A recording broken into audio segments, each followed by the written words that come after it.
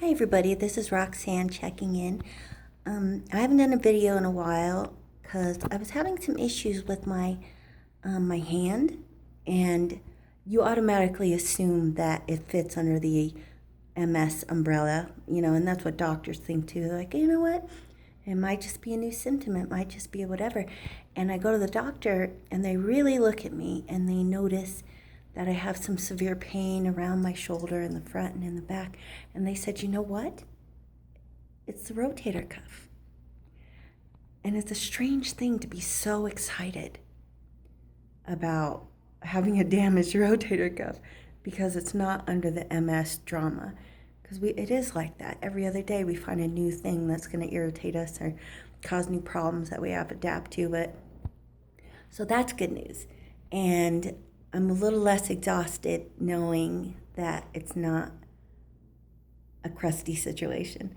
But anyways, the other thing I wanted to share today, because initially I was going to be going to do some adaptive swimming, and it was kind of a thing where you don't swim like you used to. And I remember when I first went, and they give me this little floaty vest like you would for a child, and it messed with my self-esteem.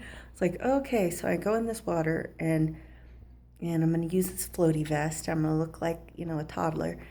And then, so I go out without it. And I hadn't been in a pool for a long time. So I go out without it. And oh my God, it was like being out in space. It was horrible. I thought I was going to drown and die. Just trying to walk in the water was crazy.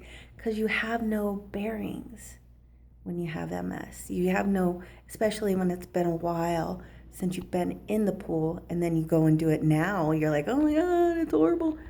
So anyways, they gave me this vest after I got over myself and after I experienced near-death situation. And it was funny because I put this vest on and I freaking soared.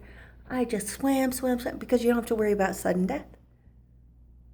You just went for it, and I was able to do laps. And it wasn't pretty, it doesn't look right, but it was like cardio. And when you move slow like we do, you don't get any cardio. So it was so awesome. And one of the case people that were helping us with the adaptive swimming, she called me over because I was just doing lap after lap because, I felt strong. I felt awesome. This was going to be great. So I go to the side of the pool and I'm like, oh my God. And I'm laughing, I'm smiling, and I'm crying. And I was like, they were like, are you okay? And I said, I can't breathe. And it's awesome. It'd been so long since I moved fast enough to build up any windedness, and it was the most amazing thing. So my point is this. More often than not, we have to adapt our way of thinking along with the type of things that we try to do. They're not the same, but they can be pretty awesome, like some of the adaptive skiing that I've done, and then swimming with a vest, or anything. And I think if you can look for opportunities to be a new version of yourself, a better version, considering sitting around the house, it makes you crazy, and watching too many episodes of Maury, it's a little bananas. So make the time positive. Make these moments count. And by God, get some cardio to where you can't breathe in the most awesome way possible. So it's kind of a little tidbit because I was planning on swimming. I was planning on kicking butt. And I'm not going to do that today. So I was like, you know what? I haven't made a video in a while. I need to reach out and let people know that, we have abilities. We have ways of doing things. It's just not the same. So you look for those opportunities to shine. And maybe not to show off or to be awesome in everybody else's eyes, but in your heart. To give yourself a new list of things you can do. And give yourself a new opportunity to be an amazing version of yourself.